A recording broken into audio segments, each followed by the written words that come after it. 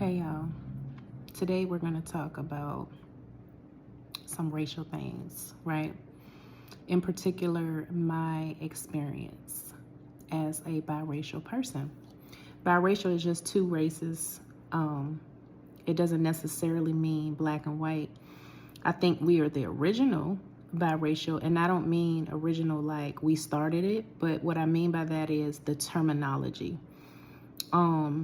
The first time that I've ever heard that in my lifetime was to describe a person that was black and white. But that can mean anything now in 2026, right? Someone recently asked me what my experience has been in my town currently, being a person of mixed background. And it caused me to really give that some thought before I gave them an answer. What I've experienced in my current town is not much different than what I experienced in my previous towns that I've lived in. I would love to say that things have become better, but I don't really think that. I think that people have found a way to hide it more carefully. It's not as open and in your face like it used to be. When I was growing up, even being as fair-skinned as I am and being seen with a white mother, I still had people call me the N-word. And it was just commonplace, like it was nothing. I remember a girl that I went to school with. This was in the 80s. Okay. She was a good friend of mine, a white girl. And I can remember being so excited to finally get to go to her house and hang out and play. And when she walked me in the house, she told, she kind of announced, I won't say introduced, but she announced my presence to her family. And she walked in and she was like, "Hey, Mom, this is my friend from school and she's a nigger." And I was just, again, at the time, I don't think I realized that was a hateful word because my parents just didn't teach us that. They didn't say, "Hey, look, if somebody calls you this word right here, this is a hate term," right? It was so commonplace. People said it all the time like it was nothing. So I didn't start to understand until my teens that was derogatory and that was like, you shouldn't say that, right? But anyway, fast forward. It's just amazing how there's people that have thought that I didn't have any black in me, just as well as there's people that have thought that I didn't have any white in me. Me personally, when I look in the mirror, of course I could tell you all these things that I see, resilience, grace, tenacity, beauty, but realistically or literally, what do I see, right? To me, I see both equally. I don't see a black woman and I don't see a white woman. There are days, and I'm not saying that to acknowledge both of my sides. I'm saying I really don't see either or, right? I have days, depending on how I wear my hair, or if I have makeup on or not, or if it's the summer and I have a tan. It's different. It's different things that could affect whether or not, I see something different when I look in the mirror. I do think that there are days that I look a little more white or a little more black. It also could depend on who I'm around at the time. For some reason, it's like a reflection of who I'm with. So, for example,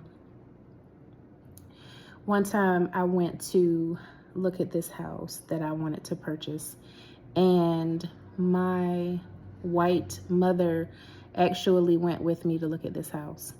And typically when you go to an open house or a viewing, the current owner is not there.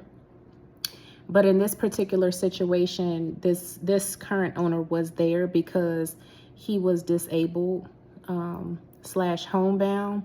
So he was just not able to leave the house easily. So he was actually there.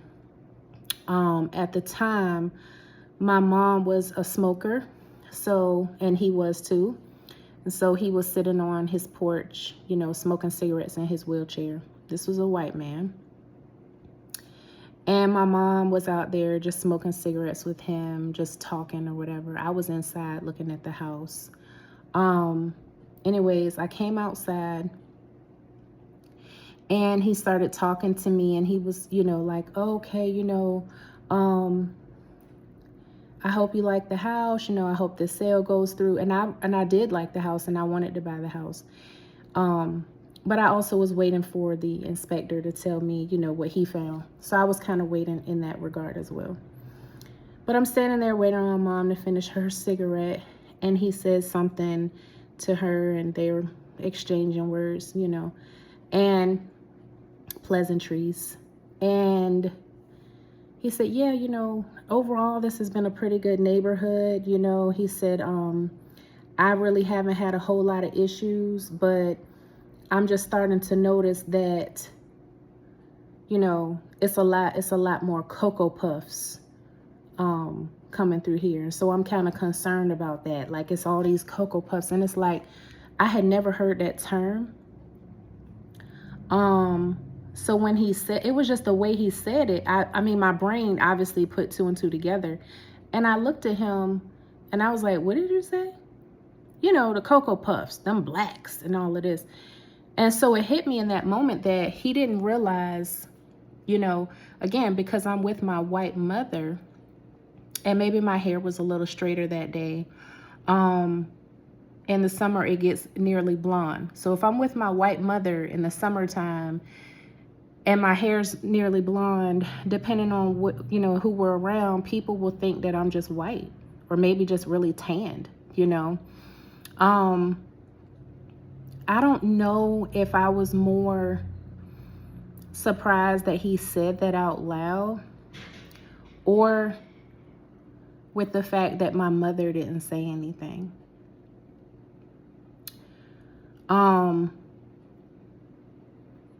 And I had to give grace in the moment, because I'm like, well, maybe she didn't understand that either, right? But when we left and got in the car, she acknowledged what he had said, and she very well knew what he meant. And that's a whole nother experience that I've endured throughout my lifetime. Like, there was a time when I was younger and naive enough to think that because my mother had children with a black man, that automatically meant that she wasn't racist, right? I no longer think that way, because I know that people can still be racist, right? I don't care how many black friends you've got, or how many black guys you've dated, or hey, one of my good buddies at work, you know, people can still be racist, even your own parents. Which brings me to the main point that I wanted to bring up. We just need to do better, right? Especially black people specifically that I'm referring to. Believe it or not, most of the personal I would say, for lack of a better word, hate, discrimination, or racism that I've experienced has been from black people more than white, right? I can't speak on, of course, there have been things with white people that were not targeted at me specifically. They just don't like black people, right? And so they can come into a crowd, and if I'm a part of that crowd, I can be called an N-word or whatever the case may be. But it's not directed at me. It's not personal, right? They just hate black people in general, right? Or have a problem with them. But I'm saying personal, Jalene, like it has been from blacks, right? It is not appropriate or funny to say things to me like, oh, that's your white girl side coming out, or your black card's been revoked, you know, or why you acting so white, why you talking so white, why are you, you know, that comes from black people, and it hasn't stopped, and it's 2026, right? And this is so-called friends and family that will say these things to me like it's nothing. And in their mind, they're joking. It's not that serious, or, oh my God, you know, why are you taking it like that? You don't know how to take a joke. You're too sensitive. All of the things that have been said to me to cover their wrong, right? Which is a big part of why I don't date or have any interest in dating, really. It would have to really be someone special that really understands. And throughout my lifetime, I have asked men, you know, early on in the discovery phase, like, you know, hey, do you have a problem with white people? Because I have a white mother. I'm half white. Matter of fact, I took the ancestry test. I'm like 70% white. Okay? We'll get into that another time. The point is this going to be a problem for you? Oh, no. Because they're looking at me as a black woman in that moment, a light-skinned black woman. They don't see me as a mixed race, predominantly white, genetically person. They just put that part on the shelf, and just in the moment, because they want me so bad or want to be a part of my life, that they're putting to the side that whole part of me, right? But it eventually comes out with the side cracks and the low blows and the jabs, like, oh my God, that's your white girl, that's your white. Nobody wants to hear that all the time, at all, really. Right? It's inappropriate, it's mean, and it's hurtful. And what does that say about you? So if I'm speaking properly, or I'm making pumpkin pie at Thanksgiving versus sweet potato, or whatever the case may be, what gives you the right to call out my whiteness? And what does that say about you? So if I speak properly or enunciate or pronounce my words or whatever, I'm being white. I'm acting white. That means that you being black, you can't talk professionally or with some class or sound educated. Stop saying that to me. Stop saying that to people, period. Like, you don't have the right to do that.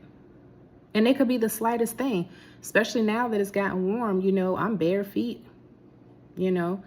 Oh, that's your white girl. You always, what's up with that? You know, us black folks, we like to keep something on our feet. No, I didn't know that. Because I was raised around what? Other mixed people.